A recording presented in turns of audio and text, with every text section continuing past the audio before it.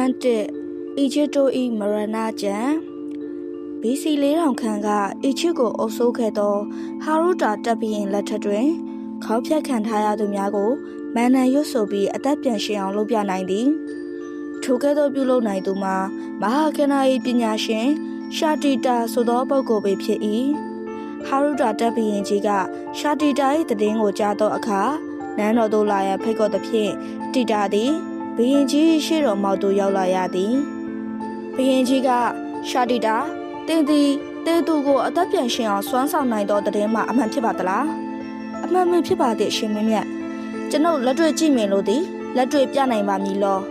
ရှာတီတာကလည်းပြသနိုင်ပါသည်ဟုဆိုသည်ထို့နောက်ရာဇဝတ်သားတအုပ်ကိုခေါ်ထုတ်လာစေပြီးခေါင်းဖြတ်ကွက်မြက်စေသည်ဘရင်အမိတ်ဖြင့်ဦးခေါင်းဖြတ်လိုက်သောရာဇဝတ်သားကိုဘရင်ရှေ့မှောက်မှာပင်ရှာတီရှာကမန္နပညာဖြင့်အသက်ပြန်ရှင်အောင်ပြုလုပ်ပြပေးခဲ့သည်ထို့နောက်လူရင်းနာမကပဲတခြားတိရစ္ဆာန်များကိုတပ်ဖြတ်ပြီးနောက်ဘရင်ရှေ့မှောက်မှာပင်မန္နအစွမ်းဖြင့်အသက်ပြန်ရှင်အောင်ပြုလုပ်ပြသပေးခဲ့သည်ထိုပညာသည်မော်ပညာမဟုတ်ပေလဲစားတတ်သောပညာမျိုးလည်းမဟုတ်ပေထိုကဲ့သို့ဥကောက်ဖြတ်တပ်ဖြတ်ခံရသူကိုရှေ့မှောက်မှာပင်မန္နအစွမ်းဖြင့်အသက်ပြန်ရှင်အောင်ပြုလုပ်နိုင်ခဲ့ပုံများကိုရှေးခေတ်ကျူစာမှတ်တမ်းများ၌တွေ့ရှိခဲ့ပေသည်အီဂျစ်တို့၏မဟာကနာ၏ဂိုင်းထုတ်ကြီးဖြစ်လာခဲ့သောမိုးဆက်သည်ဂျူးလူမျိုးတဦးဝင်ဖြစ်သည်အီဂျစ်နိုင်ငံသားမဟုတ်ပါဘဲနိုင်ငံခြားသားတဦးအနေနဲ့မဟာကနာ၏ဂိုင်းချုပ်ကြီးပထမဦးဆုံးဖြစ်လာသူလည်းဖြစ်သည်မိုးဆက်သည်မဟာကနာ၏ပညာဖြင့်တောင်မွေးကိုမွေဖြစ်အောင်ပြောင်းလဲပြသနိုင်သည်၎င်း၏ပညာစွမ်းဖြင့်ရေပြင်ကိုလည်းထက်ချမ်းခွဲပြနိုင်သည်အီဂျစ်နှင့်ပတ်သက်သောအကြောင်းအရာများစွာတို့တွင်မရဏကျမ်းလည်းပါဝင်ပေသည်အီဂျစ်တို့၏မရဏကျမ်းသည်ကခန္ဓာကိုယ်အတွက်အဓိကထားကရေးသားခဲ့သောကျမ်းဖြစ်သည်လူတစ်ယောက်သေဆုံးသွားသောအခါဝိညာဉ်သည်ကခန္ဓာကိုယ်ကိုရှင်ရန်ဖြစ်အသုံးပြုလျက်တမလွန်လောကသို့သွားရတွင်လမ်းခရီးတွင်တွေ့ရမည်ဖြစ်သောအခက်အခဲများအနောက်ရှက်များကိုညီတို့မြည်ပုံကြော်ဖြတ်ရမည်တမလွန်လောကတွင်ဝင်ရောက်ရမည်ဘုံအသီးသီး၏ခရီးဥယျာဉ်ပေါက်များရှိတကားမှု၏အမည်များဘိုးဘဲမှန်များကိုစောင့်ရှောက်နေကြသည့်နမင်းကြီးများ၏အမည်များကိုရေးမှတ်ထားသောကျမ်းပင်ဖြစ်သည်ရှေးခေတ်အီဂျစ်တို့၏ယုံကြည်မှုများမှာ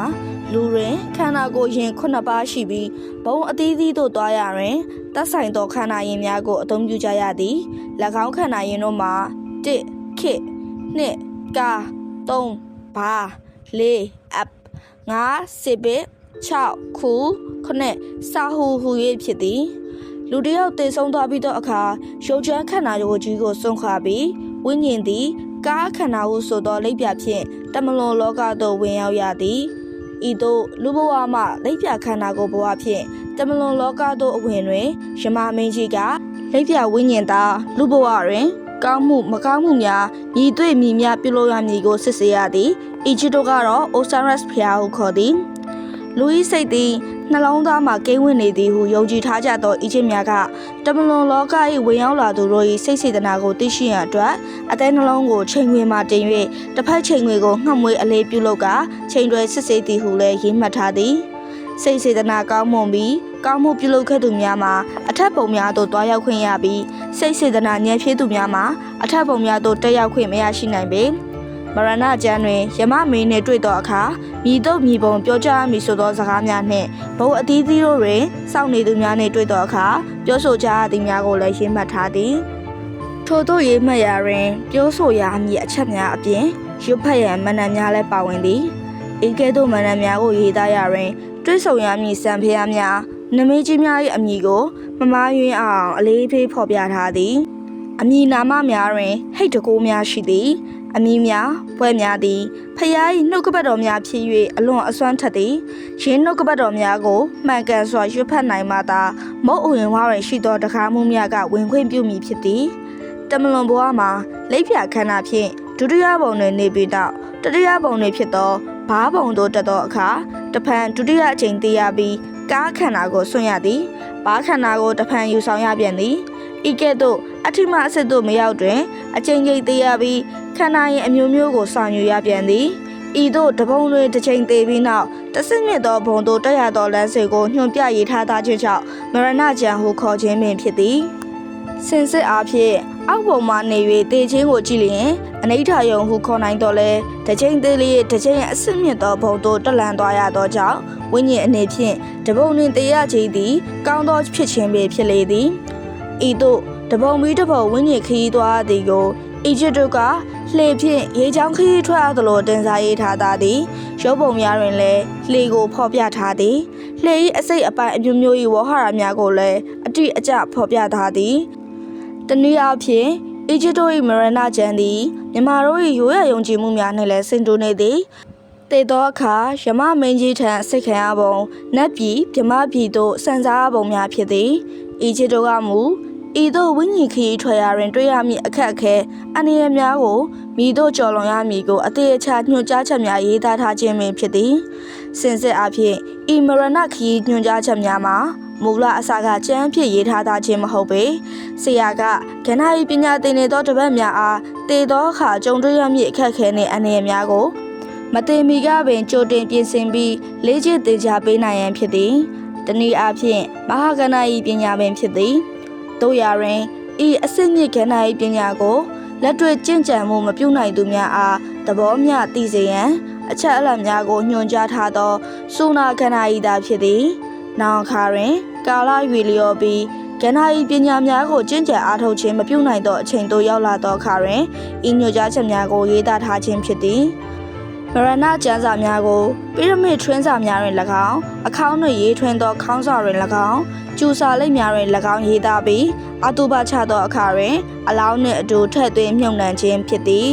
ယင်းပိရမစ်ထွင်းစာများခေါင်းစာများကျူစာလိပ်များမှာယခုအခါတွင်သူတေသီများကပြတိုက်များတွင်တွားရောက်လေ့လာနိုင်မည်ဖြစ်သည်ဤသို့ရေးသားထားသောမရဏကျမ်းများမှာဆူလာကဏ္ဍ၏ဖြစ်သည့်အလျောက်တာမန်မြတ်သာဖော်ပြထားပြီးတကယ်လက်တွေ့ကျင့်စဉ်မှာဆရာနှင့်တစ်ဖက်တေချာတင်ကြားရသောရမှသာနည်းဖြစ်သည်ဤနည်းဖြင့်တင်ကြားရသောကဏ္ဍ၏မှာနောင်သောအခါတွင်တချို့တစ်ဝက်ကိုစာဖတ်သူများသိခွင့်ရအောင်ထုတ်ဖော်လိုက်သည်ထို့သောထုတ်ဖော်ချက်များအရ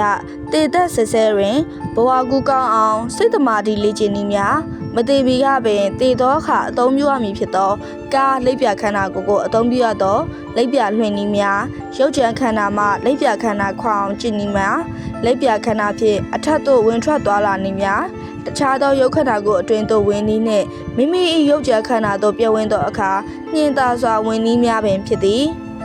ဤနည်းများမှာအီဂျစ်မရဏကျမ်းစာတွင်မပါဝင်တော့လဲအီဂျစ်ခန္ဓာ၏ပညာတွင်တခြားတနည်းနည်းဖြင့်တွယ်ဝိုက်ပါဝင်နေသည့်အပြင်တိဘက်မရဏကျမ်းတွင်ကအပြည့်အစုံဖော်ပြထားသည်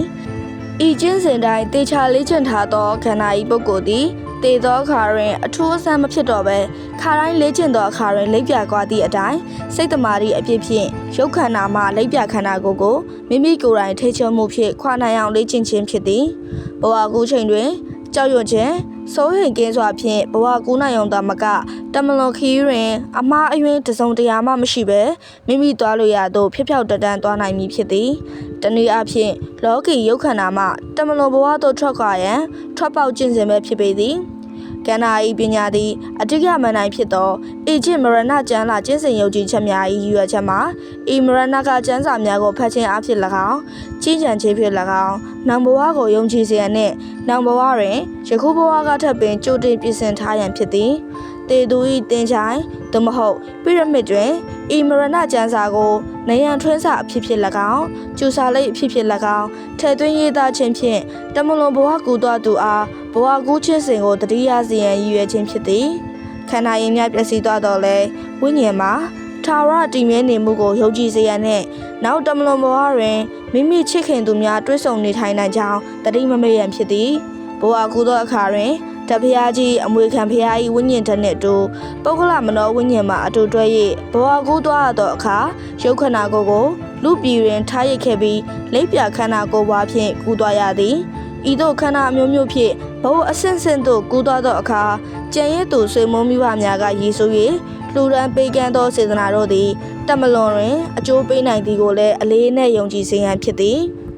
နောက်တမလွန်ဘဝတွင်ရောက်ရှိခံစားစံစားသည့်အခြေအနေသည်လူပြည်တွင်မိမိပြုခဲ့သောကံတိုင်းကောင်းကျိုးဆိုးကျိုးများကိုခံစားစံစားရမည်ဖြစ်သည်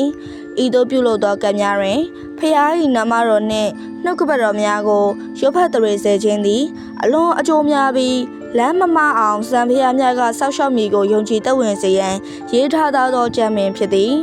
ဤချင်းနှင့်ပတ်သက်သည့်မဟာကန္နာ၏အကြောင်းများကိုရေးသားမည်ဆိုပါက